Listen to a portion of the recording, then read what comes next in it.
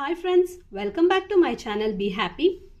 ಇವತ್ತು ನಾನು ತುಂಬಾ ಸಾಂಪ್ರದಾಯಿಕವಾದಂತಹ ಕಡಿಮೆ ಇಂಗ್ರೀಡಿಯೆಂಟ್ಸಿಂದ ತುಂಬಾ ಸುಲಭವಾಗಿ ಮಾಡ್ಕೊಳ್ಳೋವಂತಹ ಒಂದು ವಿಶಿಷ್ಟವಾದ ಪಾಯಸವನ್ನು ಮಾಡಿ ತೋರಿಸ್ತಾ ಇದ್ದೀನಿ. ಮನೆಯಲ್ಲಿ ಬೂಂದಿ ಇದ್ದರೆ ಖಂಡಿತವಾಗ್ಲೂ ಸಹ ಈ ರೀತಿ ಪಾಯಸನ ನೀವು ಖಂಡಿತ ಮಾಡಿ ಮಕ್ಕಳಿಗೆ ಕೊಡಿ. ಈಗಂತೂ ಯಾವಾಗಲೂ ಬರೀ ಶಾವಿಗೆ ಪಾಯಸ ಈ ಥರ ಮಾಡ್ತಾ ಇರ್ತೀವಿ. ತುಂಬ ಹಿಂದಿನ ಕಾಲದಲ್ಲಿ ಮಾಡ್ತಾ ಇದ್ದಂಥ ಈ ಒಂದು ಟ್ರೆಡಿಷ್ನಲ್ ಪಾಯಸ, ರವೆ ಪಾಯಸ, ಇದನ್ನು ಹೇಗೆ ಮಾಡೋದು ಅಂತ ನೋಡ್ಕೊಂಬರೋಣ. ಅದಕ್ಕೂ ಮುಂಚೆ ಇನ್ನೂ ಯಾರೆಲ್ಲ ನನ್ನ ಚಾನಲ್ನ ಸಬ್ಸ್ಕ್ರೈಬ್ ಮಾಡ್ಕೊಂಡಿಲ್ಲ, ಪ್ಲೀಸ್ ನನ್ನ ಚಾನಲ್ನ ಸಬ್ಸ್ಕ್ರೈಬ್ ಮಾಡ್ಕೊಳ್ಳಿ. ನಾನು ಮಾಡೋವಂಥ ರೆಸಿಪೀಸ್ ನಿಮ್ಗೆ ಇಷ್ಟ ಆದರೆ ಲೈಕ್ ಮಾಡಿ, ಶೇರ್ ಮಾಡುವಾದಂತಹ ಸರಳ ಹಾಗೆ ಅದ್ಭುತ ರುಚಿಯ ರವೆ ಪಾಯಸಕ್ಕೆ ಈಗ ಮೊದಲನೇದಾಗಿ ಮಿಕ್ಸಿ ಜಾರ್ಗೆ 1 ಕಪ್ ಆಗೋಷ್ಟು ತೆಂಗಿನ ತುರಿ ಹಾಕ್ತಾಯಿದ್ದೀನಿ. ಅದ್ರ ಜೊತೆಗೆ ನೋಡಿ, ಜಸ್ಟ್ 1 ಸ್ಪೂನ್ ಅಷ್ಟೇ, ಒಂದೇ 1 ಸ್ಪೂನು, ಒಂದು 10-15 ಕಾಳಷ್ಟು ಹುರ್ಗಡ್ಲೆ ಹಾಕ್ಕೊಳ್ತಾ ಇದ್ದೀನಿ. ಒಂದು ಅರ್ಧ ಸ್ಪೂನಷ್ಟು ಹುರಿದಿರೋ ಅಂತಹ ಗಸಗಸೆ ಸೇರಿಸ್ತಾ ಇದ್ದೀನಿ.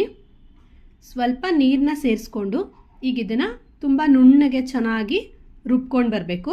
ಈಗ ನಾನು ರುಬ್ಕೊಂಡ್ಬರ್ತೀನಿ, ಅದಾದ ನಂತರ ಪಾಯಸ ಮಾಡ್ಕೊಳ್ಳೋಣ. ತೆಂಗಿನಕಾಯಿ, ಗಸಗಸೆ ಮತ್ತು ಆ ಕಡಲೆ ಆ ಒಂದು ಮಿಕ್ಸ್ಚರ್ನ ನೋಡಿ ನುಣ್ಣಗೆ ಚೆನ್ನಾಗಿ ರುಬ್ಕೊಂಡಿದ್ದೀನಿ. ಈಗ ನಾನು ತೆಂಗಿನಕಾಯಿ ತೊಗೊಂಡಿದ್ನಲ್ವ, ಅದೇ ಬಟ್ಲ ಅಳತೆಯಲ್ಲಿ 1 ಬಟ್ಲಾಗುವಷ್ಟು ಬೆಲ್ಲ ತೊಗೊಂಡಿದ್ದೀನಿ. ಇದು ಸ್ವಲ್ಪ ಕರಗಿಸ್ಕೊಂಡು ಶೋಧಿಸ್ಕೋಬೇಕು. ಬೆಲ್ಲದಲ್ಲಿ ಸ್ವಲ್ಪ ಡಸ್ಟ್ ಎಲ್ಲ ಇರುತ್ತಲ್ವ, ಇದ್ರೆ ಇರಬಹುದೇನೋ ಅಂತ ಅದನ್ನು ಒಂದು ಸ್ವಲ್ಪ ಕರಗಿಸ್ಕೊಂಡು ಶೋಧಿಸ್ಕೊಳ್ಳೋಣ ಅಂತ ಅದನ್ನ ಇವಾಗ ಒಂದು ಪಾತ್ರೆಗೆ ಹಾಕ್ಕೊಂಡಿದ್ದೀನಿ. ಆ ಬೆಲ್ಲ ಮುಳುಗೋ ಅಷ್ಟು ನೀರನ್ನ ಹಾಕ್ತಾಯಿದ್ದೀನಿ. ಇದು ಇವಾಗ ಸ್ವಲ್ಪ ಚೆನ್ನಾಗಿ ಕರಗಬೇಕು. ಇದು ಕರಗಿದ ಮೇಲೆ ಇದನ್ನು ನಾನು ಶೋಧಿಸ್ಕೊಳ್ತೀನಿ, ಆನಂತರ ಪಾಯಸ ಮಾಡ್ಕೊಳ್ಳೋಣ. ನೋಡಿ, ಬೆಲ್ಲ ಎಲ್ಲ ಚೆನ್ನಾಗಿ ಕರಗಿದೆ. ಈಗ ಇದನ್ನು ಶೋಧಿಸ್ಕೊಳ್ತೀನಿ. ಯಾವ ಪಾತ್ರೆಯಲ್ಲಿ ಪಾಯಸ ಮಾಡ್ತೀರೋ ಅದೇ ಪಾತ್ರೆಗೆ ಶೋಧಿಸ್ಕೋಬೋದು, ಅಥವಾ ಬೇರೆ ಯಾವ ಪಾತ್ರೆಗಾದರೂ ಶೋಧಿಸ್ಕೋಬೋದು. ಏನಾದರೂ ಬೆಲ್ಲದಲ್ಲಿ ಸ್ವಲ್ಪ ಏನಾದರೂ ಡಸ್ಟ್ ಆ ಥರ ಇದ್ದರೆ ಅಂತ ಸ್ವಲ್ಪ ಶೋಧಿಸ್ಕೊಂಡ್ರೆ ಒಳ್ಳೆಯದು. ಶೋಧಿಸ್ಕೊಂಡಿದ್ನಲ್ವ, ಅದೇ ಪಾತ್ರೆನೇ ಹಾಗೇ ಸ್ಟವ್ ಮೇಲೆ ಇಟ್ಕೊಂಡಿದ್ದೀನಿ. ಈಗ ಇದಕ್ಕೆ ರುಬ್ಬಿರೋ ಅಂಥ ತೆಂಗಿನಕಾಯಿ ಮತ್ತು ಕಡಲೆ, ಆ ಗಸಗಸೆ ಹಾಕಿ ರುಬ್ಬಿದ್ವಲ್ವ, ಆ ಮಿಶ್ರಣನ ಇವಾಗ ಇದಕ್ಕೆ ಸೇರಿಸ್ಕೊಳ್ತೀನಿ. ರುಬ್ಬಿದಂಥ ಮಿಶ್ರಣನ ಈ ಒಂದು ಬೆಲ್ಲಕ್ಕೆ ಸೇರಿಸ್ಕೊಳ್ತಾ ಇದ್ದೀನಿ.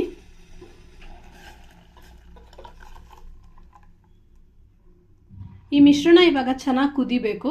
ನೋಡಿ, ಇಷ್ಟು ಕನ್ಸಿಸ್ಟೆನ್ಸಿಯಲ್ಲಿದೆ. ತುಂಬ ಗಟ್ಟಿಯಾಗಿದ್ರೆ ಏನು ಚೆನ್ನಾಗಿರಲ್ಲ, ಸ್ವಲ್ಪ ತೆಳ್ಳಗೆ ಇರಬೇಕಿದು.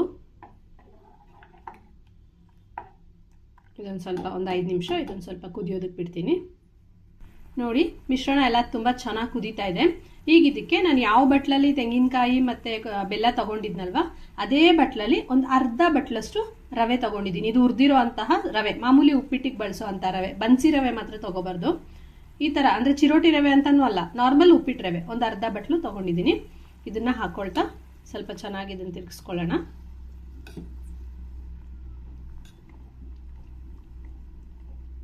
ಮಾಮೂಲಿ ಉಪ್ಪಿಟ್ಟು ಮಾಡುವಾಗ ಹಾಕ್ಕೊಳ್ತೀವಲ್ವ ರವೆ, ಅದೇ ಥರ. ರವೆ ಗಂಟಾಗ್ಬಿಡುತ್ತೆ ಅಂತ ಅಷ್ಟೇ. ಸ್ವಲ್ಪ ರವೆ ಸಾಕು, ಜಾಸ್ತಿ ಹಾಕಿದ್ರೆ ಗಟ್ಟಿಯಾಗ್ಬಿಡುತ್ತೆ.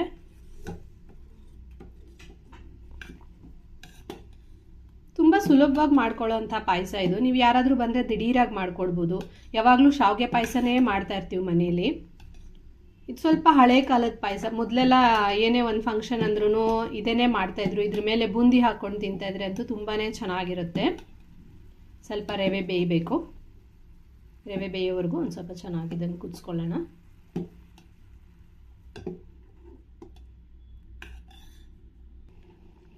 ನೋಡಿ, ರವೆ ಎಲ್ಲ ಬೆಂದಿದೆ. ಇದು ಕುದೀತಾ ಕುದೀತಾ ಒಂದು ಸ್ವಲ್ಪ ಗಟ್ಟಿಯಾಗಿದೆ. ನಾನು ಹೇಳಿದ್ನಲ್ಲ, ರವೆ ಹಾಕಿದ್ಮೇಲೆ ಸ್ವಲ್ಪ ಗಟ್ಟಿಯಾಗತ್ತೆ. ಈ ಟೈಮಲ್ಲಿ ಒಂದು ಸಣ್ಣ ಗ್ಲಾಸಲ್ಲಿ 1 ಗ್ಲಾಸ್ ಅಷ್ಟು, ಅಂದರೆ ಆಗಲೇ ತೊಗೊಂಡಿದ್ದಂಥ ಬಟ್ಲಲ್ಲಿ ಒಂದು ಅರ್ಧ ಬಟ್ಲು ಅಂದ್ಕೊಳ್ಳಿ, ಅಷ್ಟು ಹಾಲನ್ನ ಹಾಕ್ಕೊಳ್ತಾ ಇದ್ದೀನಿ. ಆ ಹಾಲು ಹಾಕಿದ್ಮೇಲೆ ಹಾಗೇ ಒಂದು ಸಣ್ಣ ಟೇಬಲ್ ಸ್ಪೂನಷ್ಟು ಏಲಕ್ಕಿ ಪೌಡರ್ ಹಾಕ್ಕೊಳ್ತಾ ಇದ್ದೀನಿ. ಈ ಏಲಕ್ಕಿ ಪೌಡರ್ ಹಾಕಿಲ್ಲ ಅಂದರೆ ಯಾವ ಸ್ವೀಟೂ, ಅದರಲ್ಲೂ ಇಂಡಿಯನ್ ಸ್ವೀಟ್ಸ್ ಯಾವುದೂ ಕಂಪ್ಲೀಟೇ ಆಗೋದಿಲ್ಲ. ಇನ್ನೊಂದು ಕುದಿ ಬರಬೇಕಿದು ಹಾಲು ಹಾಕಿದ್ಮೇಲೆ.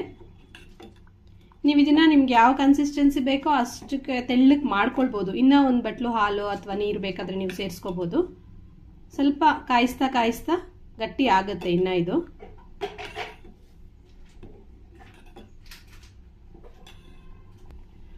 ಫೈನಲಿ ನೋಡಿ, ಟೇಸ್ಟಿಯಾಗಿರುವಂಥ ರವೆ ಪಾಯಸ ರೆಡಿಯಾಗಿದೆ. ಈಗ ಇದಕ್ಕೆ ಕೊನೆಯದಾಗಿ ಒಂದು ಡ್ರೆಸ್ಸಿಂಗ್ ಕೊಡೋಣ ಇರಿ. ಪಾಯಸ ಏನೋ ರೆಡಿಯಾಗಿದೆ, ಅದಕ್ಕೊಂದು ಡ್ರೆಸ್ಸಿಂಗ್ ಕೊಟ್ಟಿಲ್ಲ ಅಂದರೆ ಪಾಯಸದ ಒಂದು ಲುಕ್ಕೇ ಇರೋದಿಲ್ಲ. ಅದಕ್ಕೆ ಅಂತ ಒಂದು ಫ್ರೈ ಪ್ಯಾನ್ ತೊಗೊಂಡಿದ್ದೀನಿ. ಅದಕ್ಕೆ ಒಂದು 2 ಟೇಬಲ್ ಸ್ಪೂನಷ್ಟು ತುಪ್ಪನ ಹಾಕ್ಕೊಳ್ತೀನಿ. ನಾವು ಪಾಯಸದಲ್ಲಿ ಎಲ್ಲೂ ತುಪ್ಪ ಸೇರಿಸಿಲ್ಲ, ಈ ಮೂಲಕನೇ ಸ್ವಲ್ಪ ತುಪ್ಪನೂ ಪಾಯಸಕ್ಕೆ ಸೇರಿಕೊಳ್ಳುತ್ತೆ.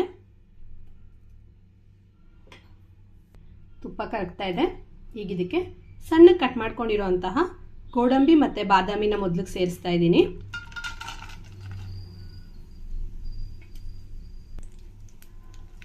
ಇದೆರಡು ಮೊದಲಿಗೆ ಸ್ವಲ್ಪ ಫ್ರೈ ಆಗಬೇಕು, ಆಮೇಲೆ ದ್ರಾಕ್ಷಿನ ಸೇರಿಸ್ಕೋಬೇಕು. ದ್ರಾಕ್ಷಿ ಬೇಗ ಕಪ್ಪಾದಂಗೆ ಆಗ್ಬಿಡುತ್ತೆ. ಅದಕ್ಕೆ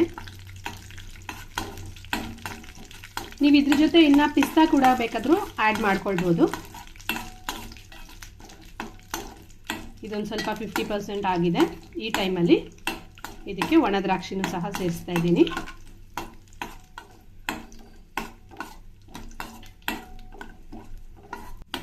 ಪಾಯಸಕ್ಕೆ ಹಾಕುವಂಥ ಡ್ರೆಸ್ಸಿಂಗ್ ಈಗ ರೆಡಿಯಾಗಿದೆ. ಸೊ ಈ ಕರೆದಿರೋ ಅಂತಹ ಈ ವಸ್ತುಗಳನ್ನೆಲ್ಲ ಪಾಯಸದೊಳಗಡೆ ಸೇರಿಸ್ಕೊಳ್ಳೋಣ.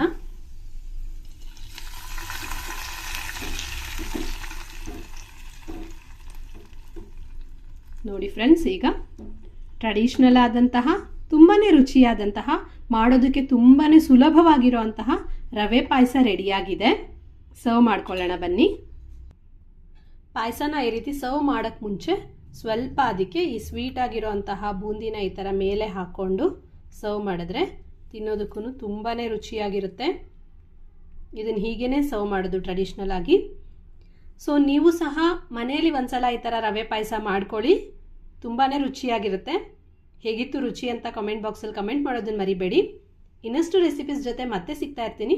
ಅಲ್ಲಿ ತನಕ ಬಾಯ್.